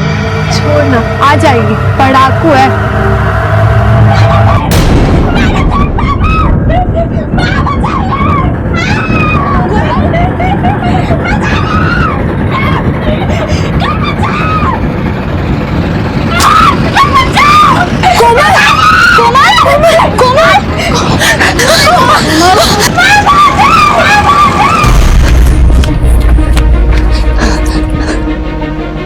शंभू काका, शंभू काका। हाँ, क्या हुआ? कोमल दीदी जल गई। कहा?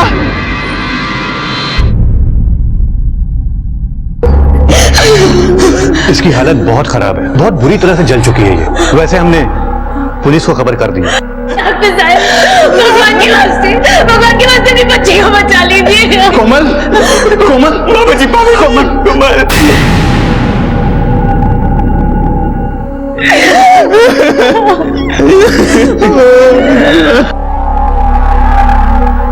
बाबूजी, जब मैं घर गया तो कोमल आग से झुलस रही थी, पूरी इसके पत्ते आग लगे हुए थे। बाबूजी, पता नहीं कैसे हुआ, क्या हुआ बाबूजी? झूठ बोल रहा है ये, किसी ने जलाया इसे। नहीं, नहीं बाबूजी, ये झूठ बोल रहे हो। मैं अपनी कोमल को कैसे जला सकता बाबूजी? साहब मेरा बच्चा ऐसा नहीं कर सकता। कर सकता है या नहीं कर सकता ये तो पुलिस स्टेशन में ही पता चलेगा।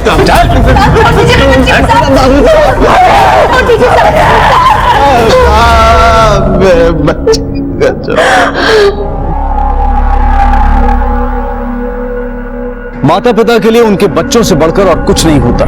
बच्चे ना सिर्फ उनके बुढ़ापे का सहारा होते हैं बल्कि उनके जीवन की उम्मीद भी होते हैं। शंभू और शांति ने भी अपने बच्चों के बेहतर भविष्य की कामना की थी, लेकिन एक ही पल में उनकी दुनिया बदल गई। एक तरफ उनकी बेटी कोमल की जिंदगी अधर में लटकी हुई थी और दूसरी तरफ उनके बेटे किशन पर उन्हीं की बेटी की हत्या करने की कोशिश का इल्जाम लगा था।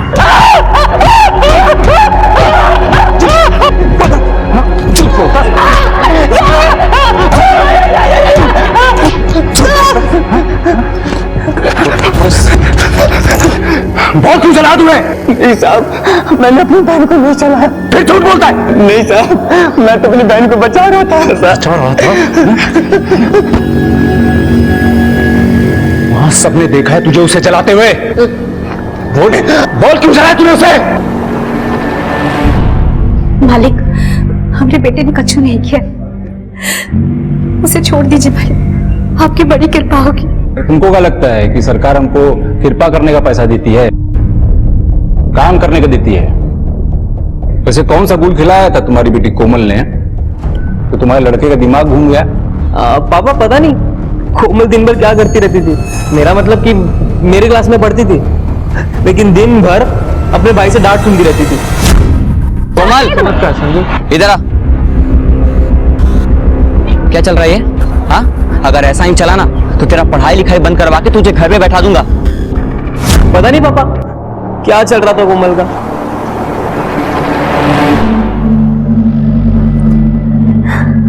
देखिए, बार बार बदलने के लिए हमारे पास अस्पताल में और चादरें नहीं है।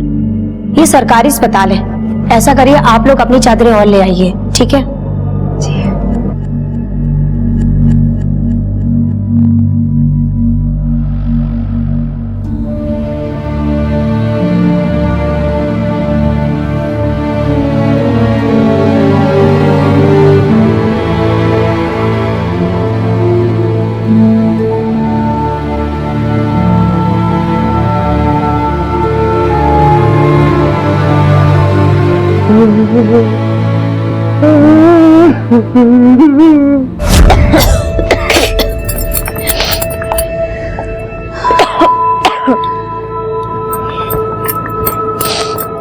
चूल्हा में खाना कहाँ पका रही हूँ माँ?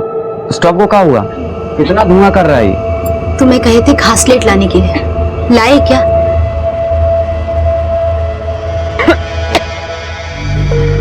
कोई बात नहीं, वो हम बनी के पास से उधारी से ही पूरा घासलेट का डिब्बा ला के रख देंगे। और इतने धुआं में हमारी कोमल बिटिया पड़ेगी कैसे?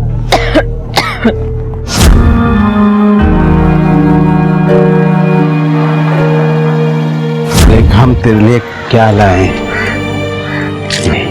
बाबूजी, मोबाइल। बाबूजी, इसके लिए मोबाइल लेकर आए हो? अरे पुराना है, 500 में मिल गया तो ले लिए।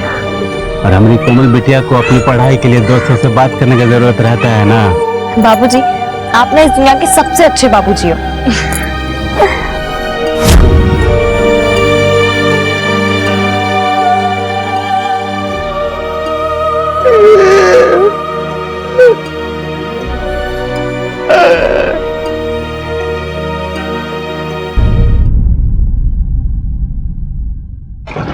हो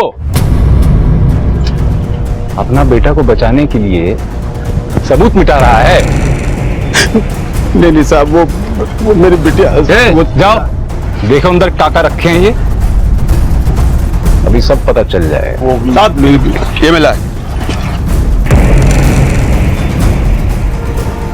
पीछे का छुपा रहा है? कुछ नहीं साहब। आप यार कुछ नहीं साहब। अब वो मेरी बिटिया का फोन है साहब। ओहो, अरे इन्वेस्टिगेशन के लिए मोबाइल तो लगेगा ना। उसका किताब काहे बचा के रखे हो? तुम लोगों ने उसे तो जला दिया, इनको भी जला दिए थे। ये काम हम कर देते हैं। नहीं साहब, ऐसा मत करो साहब। हो तो तेरी बेटी यहीं जली थी ना, तो उसकी किताब को भी यहीं जला देते हैं।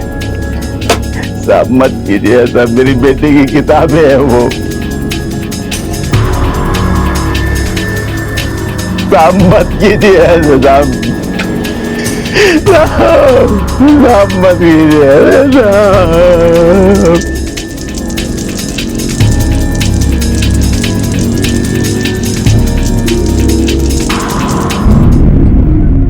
ओहो, तो तेरी बहन जीन्स पहनती थी?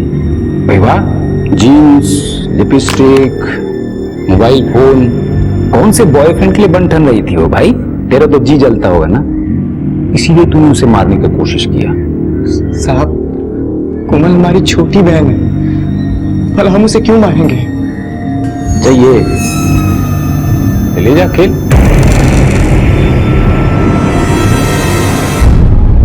लिख कि तूने जलन में अपनी बहन को जला के मारने का कोशिश किया।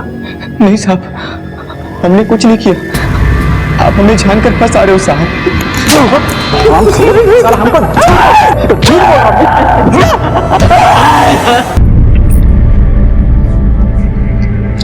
अरे शंभू, हम कैसे तुम्हारे बेटे को बचाएंगे? और किशन भी ना, जब उसे कोमल का पढ़ना लिखना पसंद नहीं था तो स्कूल बंद करवा देता है। क्या जरूरत थी अपनी बहन को जलाने की? नहीं राधे भैया, किशन ने कोमल को नहीं जलाया, रहम कीजिए।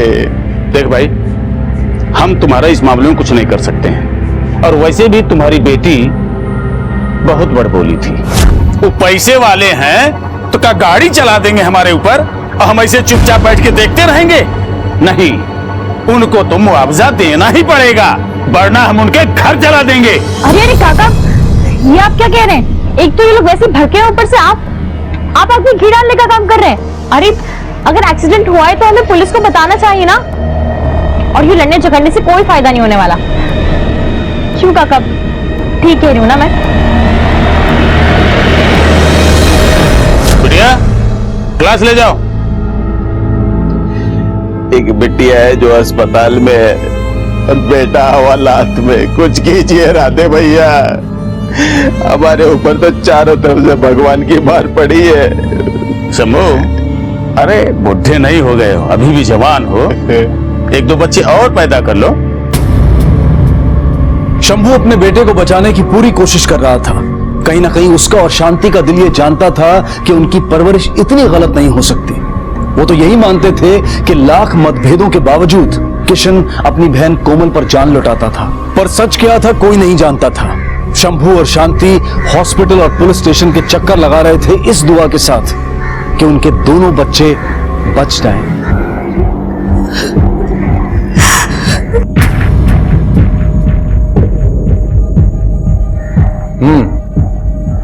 पापा, हमसे गलती हो गई। क्या हुआ? वो कोमल का फोन गुम गया हमसे। अरे छोड़ो ना, अरे तुम्हारे पास तुम्हारा वो बड़ा वाला फोन है ना? हाँ बस। अम्मा, बाबूजी, हमें यहाँ से ले चलो। अब करते बेटा। नहीं तो डरूंगा, मार डालेगा बाबूजी हमें। मुझे ले चलो यहाँ से बाबूजी, हमें यहाँ से ले चलो बाबूजी। ये बचाएंगे तुझे, ये चुपचाप से दस्तखत कर दे, बोल रहा हूँ अभी भी। दरोगा साहब, हमने क्या बिगाड़ा है? अरे चुप, अब से बोल रहे हैं, जिसने जो किया तब बाद में पता चलेगा। पहले अपने लोंडे से बोलो कि दस्तखत कर दे, वरना तुम सबको अंदर कर देंगे हम। साहब, हमारे लड़के को छोड़ दो, उसने कुछ नहीं किया साहब। साहब,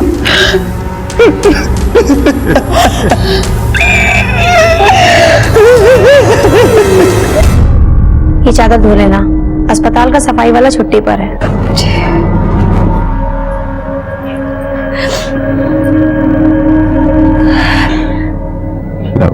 ये हमें दे दो। नहीं नहीं, हम धो लेंगे।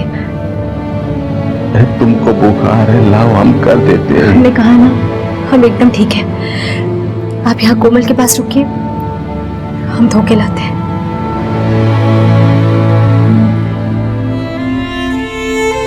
बाबूजी, आपके हाथ को क्या हुआ? आप रुकिए, मैं अभी दवाई लेकर आती हूँ। अरे रुक रुक रुक रुक, मैं हल्दी लगा लूंगा। ये ले तेरी कापी किताबें, पकड़ पकड़ पकड़। बापूजी ये क्या है? आप 20 रुपए के लिए दवा लगाने को तैयार नहीं हो और इसके लिए इतनी महंगी महंगी कॉपी। अरे बाप हूं तुम लोगों का, अगर तुम लोगों को खुशियां ना दे सकूं तो मेरे होने का क्या फायदा।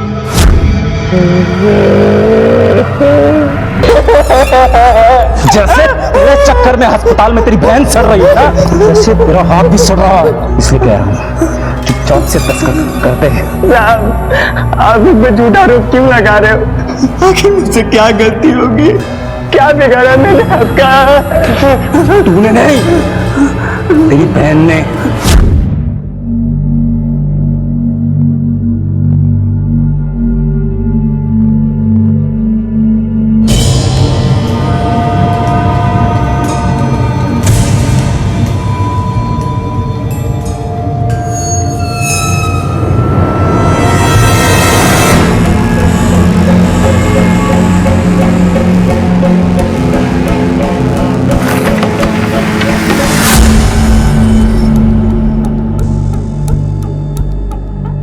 ये क्या है? मैम ये कोमल का, मैंने इसे खुद देखा मैम फेंकते हुए। नहीं मैम, ये चिट मैंने नहीं फेंका है और मुझे तो पता भी नहीं चिट में लिखा क्या है। क्वेश्चन पेपर में जितने भी क्वेश्चंस हैं मुझे उन सबके आंसर याद हैं। मुझे इस चिट की कोई जरूरत नहीं है। आप कहे तो मैं सुना भी सकती हूँ मैम। दरोगा साहब, हर साल हम आपके बेटे को पास करते हुए सिर्फ आपकी वजह से, आपके नाम की वजह से, लेकिन इस साल ये बोर्ड का मामला है, हमारा स्कूल कुछ नहीं कर सकता है। वैसे शर्म आनी चाहिए आपके बेटे को। कोमल को देखिए, एक गरीब मजदूर की बेटी होते हुए भी वो अपने पढ़ाई को कितना महत्व देती है और आपका बेटा बड़े मुश्किल से पास होता है, और वो भी कैसे होता है ये आपको अच्छी तरह मालूम है। मेरी बहन की वजह से इस बार मेरा बेटा 10वीं के इम्तिहान में नहीं बैठ पाया। इतना पैरवी किए थे, इतना पैसा खिलाए थे, हर विषय में 90% की गारंटी थी, लेकिन सब डूब गया। और सब तेरी बहन की वजह से। हम ठाकुर हैं, हमको अपना इज्जत बहुत प्यारा होता है। अब हम तुमसे दस्तखत करने को नहीं कहेंगे, अब हम तुम सबको जान से मार डालेंगे।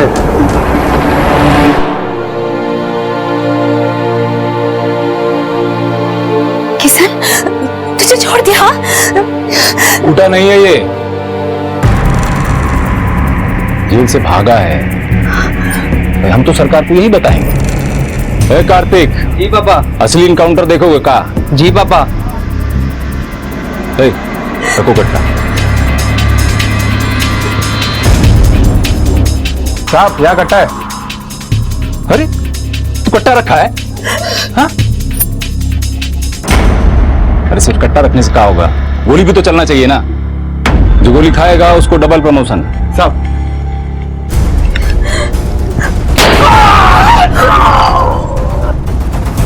अरे पुलिस वाले को गोली मार दिया। अब बदले में हम क्या करेंगे? बदले में हम इसको। वाह सर, बहुत खूब। हम यही देखना चाहते थे कि आप यहाँ क्या कर रहे हैं। सर शर्म आनी चाहिए तुम्हें। पुलिस पब्लिक की सुरक्षा के लिए होती है। तुम्हारे जैसे गद्दार अफसरों की वजह से पब्लिक पुलिस से मदद लेने में कतराती है। बहुत गलत किया है तुमने। तुम्हें सिर्फ सस्पेंड नहीं किया जाएगा, बल्कि फेक इनकाउंटर और अपने सहकर्मी पे गोली चलाने के जुर्म में तुम्हें गिरफ्तार किया जाएगा। साहब, मेरा बच्चा बेकसूर है साहब। तुम निश्चिंत रहो शंभू, अगर तुम्हारा बच्चा बेकसूर है तो वो बहुत जल्द घर जाएगा। आज से आप ये केस हैंडल करेंगे सर। और विक्रम को गिरफ्तार कीजिए और इसके साथ जितने कांस्टेबल मिले हैं सबको अरेस्ट कीजिए। सब पे कार्रवाई होगी और इस केस की सारी रिपोर्टिंग आप डायरेक्ट मुझे करेंगे। Right sir. गिरफ्तार कीजिए।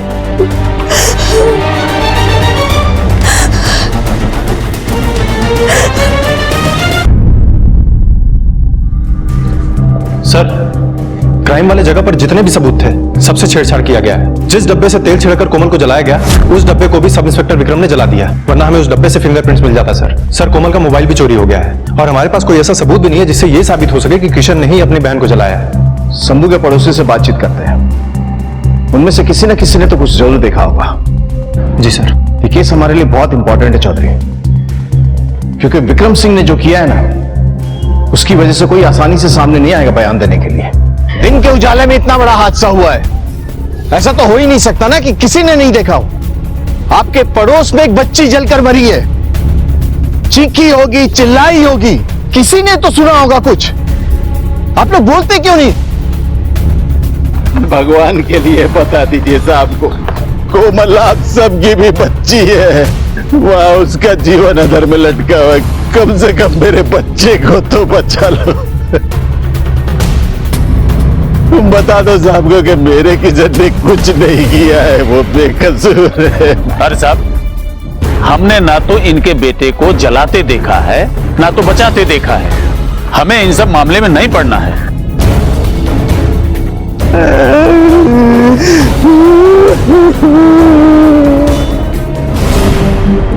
डॉक्टर साहब, कोमल की क्या कंडीशन है? क्या हम उससे कुछ पूछताछ कर सकते हैं? देखिए, कंडीशन तो बहुत खराब है, क्योंकि वोकल कॉर्ड्स बुरी तरीके से जले हुए हैं। फिर भी आप कोशिश करना चाहे तो कर सकते हैं। बेटा, मैं कुछ जानना चाहता हूं आपसे। ये दुर्घटना कैसे हुई? कोई हादसा हुआ था क्या? आप किरासन तेल से क्या कर रहे थे? कोमल, क्या आपने खुद को जलाने की कोशिश की थी?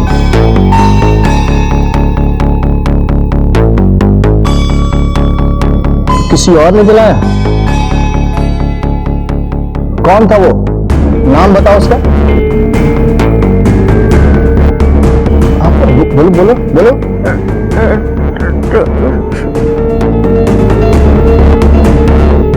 एक बार फिर कोशिश करो।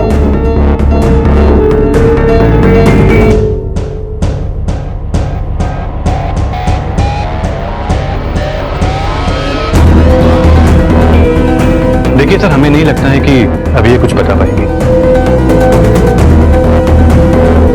सर हम गए थे कोमल से मिलने के लिए। उस लड़की कोमल से कुछ बयान लिया?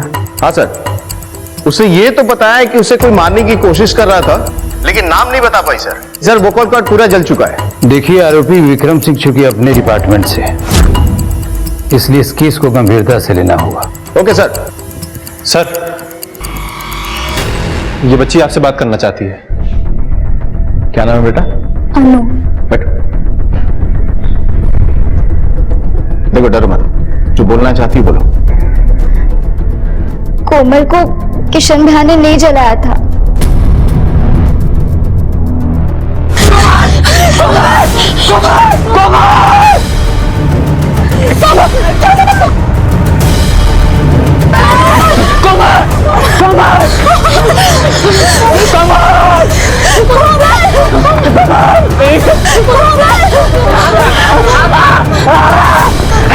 सर, दरवाजा बाहर से बंद था, इससे ये बात तो कंफर्म है किसी ने कोमल को जानबूझ के जला के मारने की कोशिश की है। अच्छा बेटा, तुम बता सकती हो किसने किया था ये सब? हमें नहीं पता सर, हम तो बाहर अपने बाकी सहेलियों के साथ खेल रहे थे। जलने के 1 घंटे पहले कोमल हमसे मिली थी। उसने कहा था कि आधे घंटे में हमारे साथ खेलने आएगी, लेकिन फिर पता नहीं क्या हुआ। अच्छा, कोमल का किसी के साथ कोई संबंध? मेरा मतलब है उसका कोई खास दोस्त, लड़का, मतलब समझ रहे हो हम क्या पूछना चाह रहे हैं? नहीं सर, स्कूल में तो वो हमेशा हमारे साथ ही खेलती थी। हाँ, लेकिन हर रोज 2 घंटे के लिए वो कहीं जाती थी। किसी को नहीं पता कि कहाँ जाती थी। हमने उससे कई बार पूछा, पर वो हमेशा टाल देती थी। उल्टा हमें सबसे झूठ बोलना पड़ता था कि वो हमारे साथ ही खेल रही थी। ठीक है बेटा, जाइए।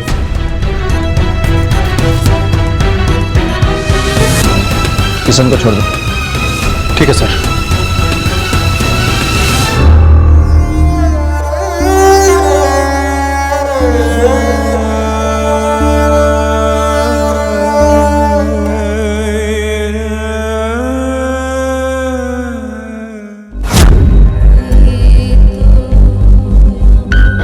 क्या हुआ? घर नहीं जाना है क्या? तुमने मुझे उस कार्तिक के सामने डांटा क्यों? हाँ, सारी गलती उसकी थी। वो बार बार मुझे तंग करता और तुमने। चल बैठ। बैठ गई? देख कि जब बाजार में हाथी चलता है ना तो उसके पीछे जानवर भूखने वाले लग ही जाते हैं। मैं हाथी हूँ? नहीं, वो कुत्ता है और ऐसे लोगों से दूरी बनाकर ही रखनी चाहिए। तुम बस अपनी पढ़ाई पे ध्यान दो। तुम तो ना मुझे पढ़ाई के लिए बोलो ही मत, खुद तो पढ़ाई छोड़कर बैठे हो। तुम पढ़ते क्यों नहीं हो? काम भी तो करना होता है, घर का खर्चा कैसे चलेगा। और वैसे भी तुम तो हो ना हमारे बदले पढ़ने के लिए। और तुम ना बात बात पे लड़ा मत करो हमसे, अरे बड़ा हूँ तुमसे। हाँ, तुम तो बोलो ही मत। बड़े बड़े बनने वाले, बड़े तो तुम्हारे सर की सींग भी है। मेरे सिंह है? हाँ तो रुक तू बताता हूँ। रुक रुक रुक रुक रुक, भागती कहाँ है? मेरे सिंह है कोमल। साहब पता नहीं किसने आपको ये सब क्या दिया। उसके जीवन में सिर्फ उसका परिवार है या फिर उसकी पढ़ाई। उसने बहुत से सपने देखे हैं साहब। आप खुद देखिए वो पढ़ाई में कितनी तेज थी। और वो दरोगा साहब भी इसी बात को लेकर गुस्सा थे कि कोमल पढ़ने में अच्छी है और उनका बेटा एकदम नालायक। अच्छा, कोमल का फोन जो पीएसआई विक्रम सिंह की लापरवाही की वजह से खो गया था, उसका नंबर क्या था?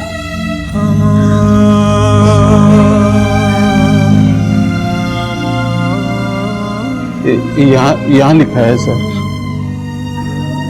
नोट करो। ठीक है, आप लोग जा सकते हैं। इसको ही छोड़ दीजिए। हाँ लीजिए।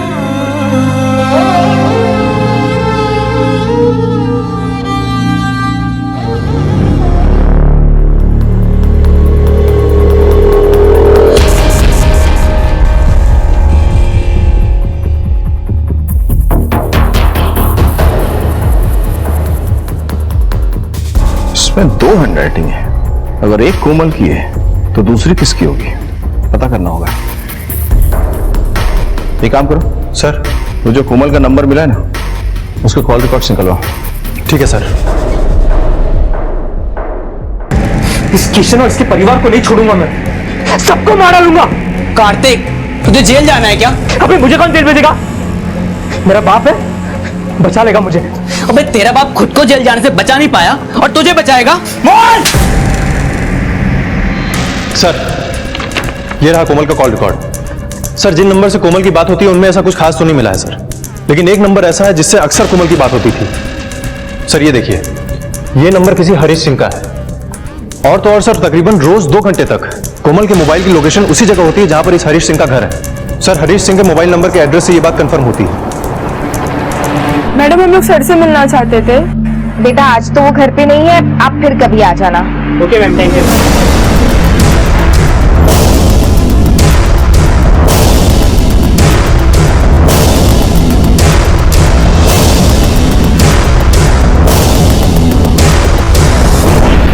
हरीश सिंह यहीं पर रहते हैं क्या? जी हमें हरीश सिंह जी से बात करनी है, बुलाइए उन्हें। जी, अभी तो वो घर पर नहीं है।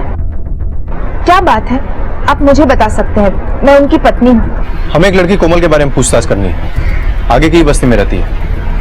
यहाँ आती है क्या पढ़ने? उस बस्ती की लड़की का यहाँ क्या काम? कोमल नाम की कोई लड़की यहाँ पढ़ने नहीं आती। हरीश जी का फोन भी बंद आ रहा है। जब वो घर पे आए तो उनसे कहिएगा थाने में आके मिलना है। जी।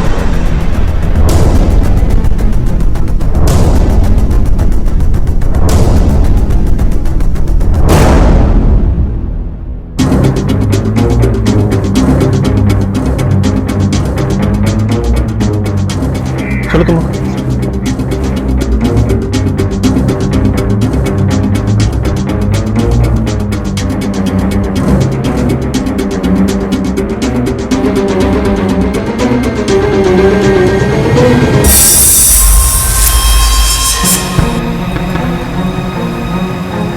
मुझे पूरा यकीन है कि कुमार को जलाने वाला कोई और नहीं बल्कि दरोगा है, और मैं उसके किए की सजा में उसे जरूर दूंगा। लेकिन वो तो लॉकअप में है, उसका बेटा तो बाहर है ना। बस मुझे तुम लोगों की हेल्प चाहिए। कौन सी हेल्प? कट्टा चाहिए मुझे कार्तिक को उड़ाने के लिए। सर, हरीश एक टीचर है और प्राइवेट ट्यूशन देता है। सर, कोमल की अक्सर इस हरीश सिंह से बात होती थी और उसके फोन की लोकेशन भी शाम को हरीश के घर के आसपास ही होती थी। सर, हरीश की पत्नी का कहना है कि कोमल नाम की कोई भी लड़की हरीश से पढ़ने नहीं आती थी। वो किसी भी कोमल को नहीं जानती। हो सकता है कि कोमल हरीश से मिलती हो उसी एरिया में, लेकिन किसी और जगह। लेकिन कोमल को किसी से छुप छुप को मिलने की जरूरत क्यों पड़ी? हरीश से बात हुई? नहीं सर, हरीश बाहर गया है, उसका फोन भी नॉट रीचेबल आ रहा है। सर हरीश के घर से ये कॉपी उठा के लाए हैं।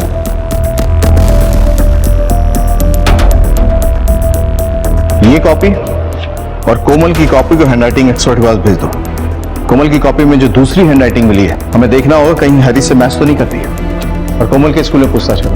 ठीक है सर। सर, कोमल हमारे स्कूल की शान है, वो हर कंपटीशन में फर्स्ट आती है। बहुत बुरा हुआ कोमल के साथ, लेकिन मुझे मालूम है वो हार नहीं मानेगी। She is a fighter. Sir, Komal तो बहुत अच्छी लड़की है, लेकिन कार्तिक उसे बार बार परेशान करता था।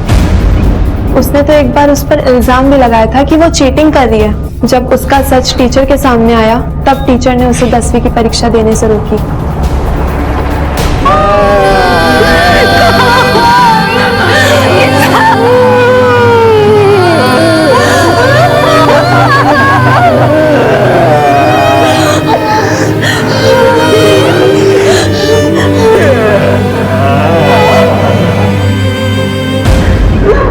तुम्हारी सर की कसम खा के कहते हैं, उस कार्तिक को हम नहीं छोड़ेंगे।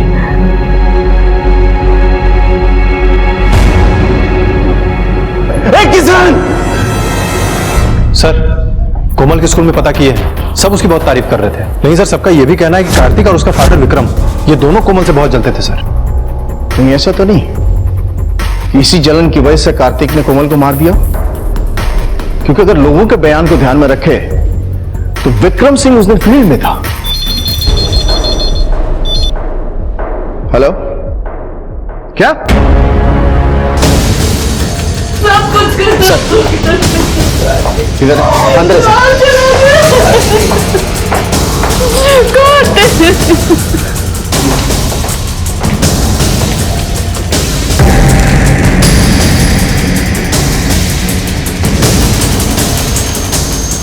घाव देख के लग रहा है चाकू जैसे नुकीले हथियार से मारा है।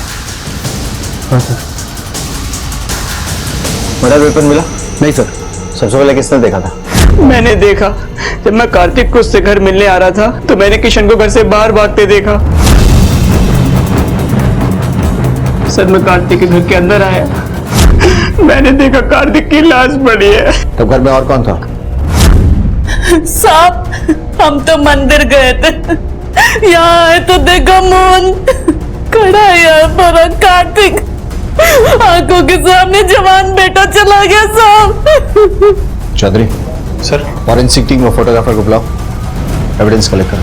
ठीक है सर। ओके, ठीक है सर। खबरी ने भी यही बताया, किशन ने एक कट्टा मंगवाया था अपने दोस्तों से पैसा उधार लेकर। सर, वो कार्तिक को मारने का प्लान बना रहा था। लेकिन खून तो किसी नुकीले हथियार से हुआ था ना? हाँ सर। अगर किसी ने कट्टा मंगवाया था तो उसका इस्तेमाल क्यों नहीं किया? और वैसे भी मुझे मोहन की बात पे ज्यादा विश्वास नहीं है। ये कार्तिक का खास दोस्त है, लेकिन किशन को तो हमें उठाना ही होगा।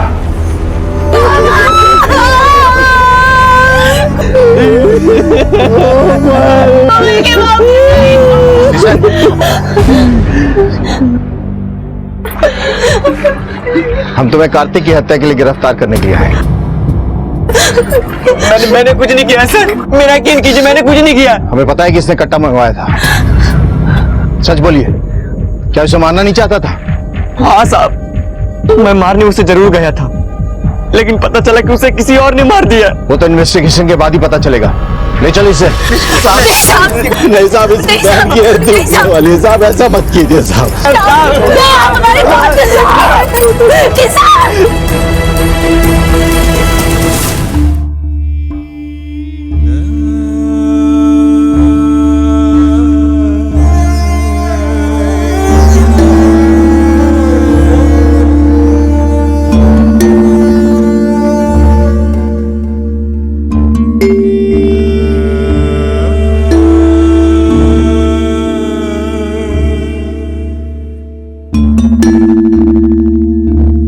शंभू और शांति अपनी बेटी कोमल को खो चुके थे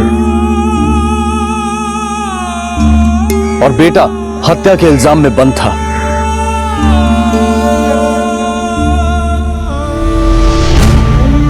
बेटी की मौत ने उन्हें अंदर तक तोड़कर रख दिया था और बेटे पर भी कानून का फंदा कसता हुआ दिखाई दे रहा था। शंभू और शांति हर पल बस अपनी बेटी के कातिल को सजा और अपने बेटे की रिहाई की कामना कर रहे थे। सर, कोमल का फोन ऑन किया गया था। जब हम फोन किए तो किसी आदमी ने उठाया। हम उसको थाने बुलाए सर। हमने कुछ नहीं किया साहब, हमने कोई चोरी नहीं की। हमें फोन वहां जंगल में मिला था जहां भैंस चराने गए थे। बाहर लेके जाओ। सर, यदि हम विक्रम की माने तो विक्रम ने कोमल का ये फोन अपने बेटे कार्तिक को दिया था और कार्तिक के पास से ये फोन चोरी हुआ है। चरवाहे को लेके जाओ जहां मोबाइल मिला था और पूरा इलाका अच्छे तरह से छानबीन करो। साहब, वो रही प्लास्टिक की थैली जिसमें हमें मोबाइल और चाकू मिला था। चाकू? जी साहब, हमने मोबाइल ले लिया और डर के मारे चाकू वहीं पे छोड़ दिया। तुम दोनों आसपास चेक करो। आओ।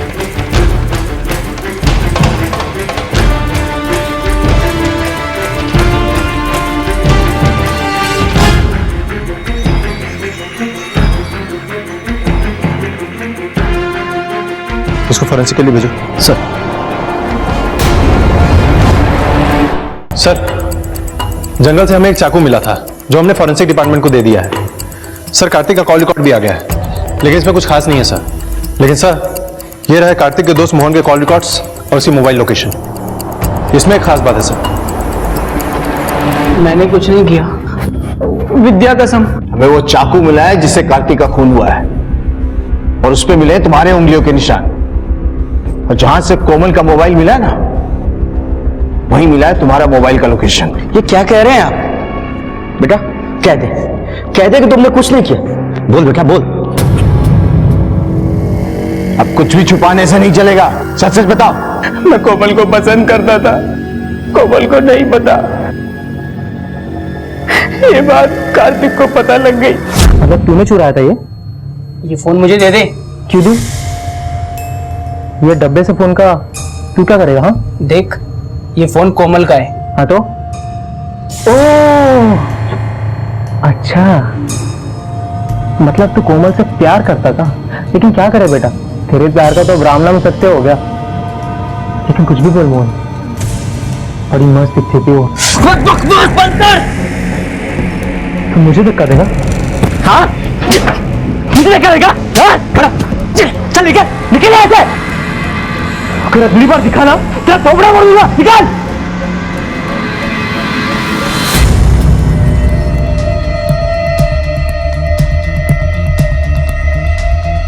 तो क्या कार्तिक ने ही कोमल को जलाया था? नहीं, जिस दिन ये कोमल के साथ सब कुछ हुआ, कार्तिक मेरे साथ था। हम मेले में गए थे। अंदर डालो इसे। सर, हरीश के घर से हम जो कॉपी उठाए थे उसकी हैंडराइटिंग और कोमल की कॉपी में जो दूसरी हैंडराइटिंग थी वो दोनों सेम है सर। और ये हैंडराइटिंग हरीश सिंह की है। उसका मतलब कोमल हरीश से पढ़ती थी? Yes sir. तो फिर हरीश की पत्नी ने ये बात हमसे छुपाई क्यों? हरीश आया? हाँ सर, आज सुबह ही आया है। तो स्टूडेंट, क्वेश्चन नंबर 15 है, मिस्टर सिद्धांत and company a sole proprietor concern is converted into company सिद्धांत कंपनी लिमिटेड।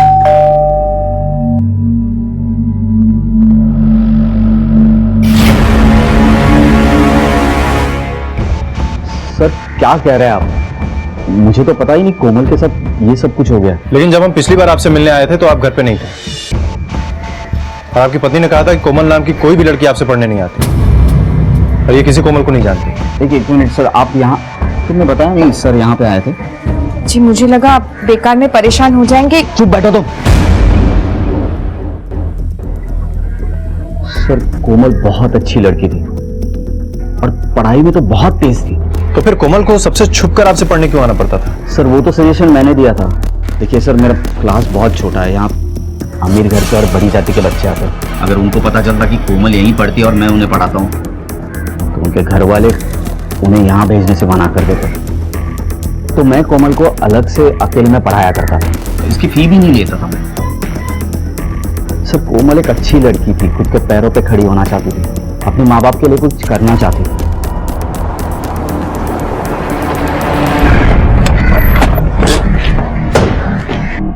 क्या इन्फॉर्मेशन मिली? सर, हमने हरीश से बात की है और उसके आस पड़ोस में पूछताछ भी की है। सर, हरीश तो कह रहा था कोमल उससे पढ़ा करती थी, लेकिन उसके आस पड़ोस की माने तो हरीश के घर से रोज लड़ाई झगड़े की आवाज आती थी। हरीश की पत्नी को शक भी था कि हरीश का किसी स्टूडेंट के साथ चक्कर चल रहा है। कहीं ऐसा तो नहीं? कि हरीश की पत्नी को लगता हो कि हरीश का चक्कर कोमल के साथ चल रहा था? हो सकता है सर। आप पुलिस वाले हैं, इसका मतलब किसी पे कुछ भी इल्जाम लगाएंगे क्या? हम पुलिस वाले हैं, इसीलिए बेवजह किसी पे इल्जाम नहीं लगाते। ये देखो तुम्हारे कॉल रिकॉर्ड्स और ये मोबाइल का लोकेशन। जिस दिन कोमल को जलाया गया था ना, उस दिन तुम्हारे मोबाइल का लोकेशन उस एरिया का है जहां उसका घर है। तो आदमी किसी और काम के लिए वहां नहीं जा सकता? बिल्कुल जा सकता है, लेकिन तुम्हारी जैसी औरत नहीं जा सकती जो छुआछूत को इतना मानती है। बताओ सच क्या है, बताओ, वरना हमारे पास और भी तरीके हैं सच उगलवाने के। हाँ, मैंने ही उसे मारा है। इतनी सी लड़की मेरा घर जलाने चली थी, मैंने उसे ही जलाकर मार डाला।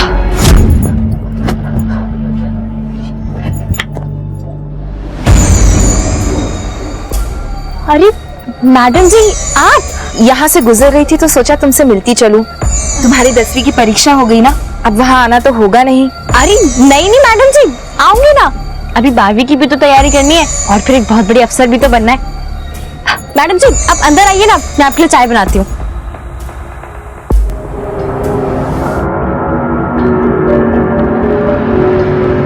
अरे मैडम जी बस 2 मिनट दीजिए, मैं अभी बना देती हूँ। आराम से।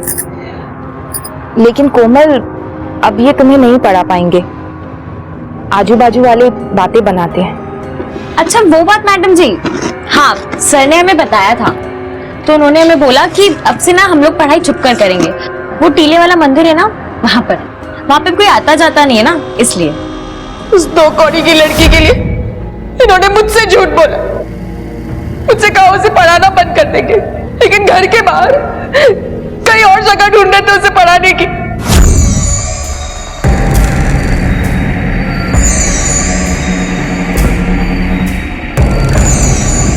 मैडम जी ये आप क्या कर रहे हैं? पढ़ाई करेगी? अकेले में पढ़ाई करेगी? मैडम जी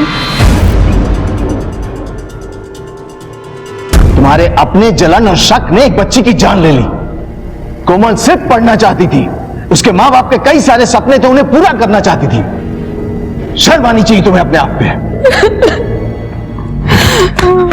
बाबूजी 10वीं का रिजल्ट आया है, अपनी कोमल पूरे जिले में अव्वल आई है बाबूजी। ये देखिए फोटो भी आया है उसका।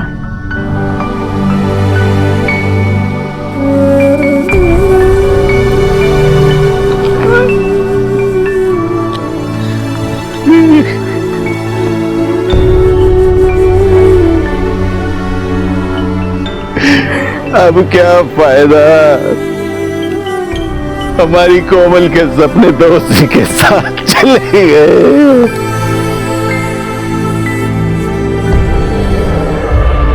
नहीं बाबूजी, कोमल के सपने जिंदा रहेंगे, कोमल जिंदा रहेगी हमारे अंदर हमेशा हमेशा के लिए। हमने फिर से 10वीं में दाखिला ले लिया है। हम कोमल के लिए पढ़ना चाहते हैं बाबूजी, कोमल के सपने को साकार करने के लिए हम पढ़ना चाहते हैं।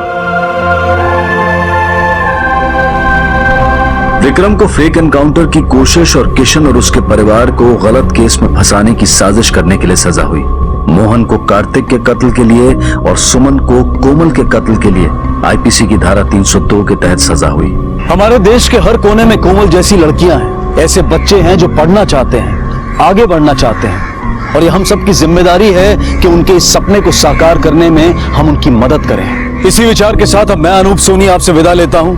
फिर मुलाकात होगी अगले एपिसोड में एक और चौंका देने वाले केस के साथ। तब तक अपना और अपने परिवार का ख्याल रखें और देखते रहें क्राइम पेट्रोल डायल 100। सबक एक को सीख हम सबको। जय हिंद। इस तरह के और भी एपिसोड देखने के लिए हमारे चैनल को सब्सक्राइब करें और बेल आइकन दबाना ना भूलें।